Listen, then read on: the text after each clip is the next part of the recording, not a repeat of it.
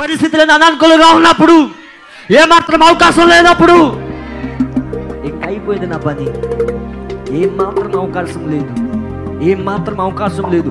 అలాంటి సమయంలోనే దేవుడు రంగంపైకి వస్తాడు. అలాంటి సమయంలో నువ్వు ఆధారపడవలసింది దేవుని యొక్క వాక్యం పైన. అలాంటి సమయంలో నువ్వు ఆధారపడవలసింది, విశ్వాసం ఉంచవలసింది దేవుని వాగ్దానం పైన. అప్పుడు రంగంపైకి వచ్చాడు ఆయన. ఎర్ర సముద్రం పాయలైపోయినది.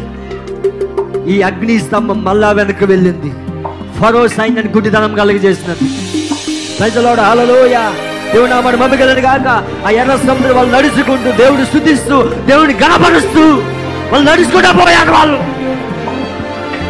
ఎప్పుడైతే వాళ్ళంతా వెళ్ళిపోయారు, 6 నెలల పైన నడుచుకుంటూ వెళ్ళిపోయారు.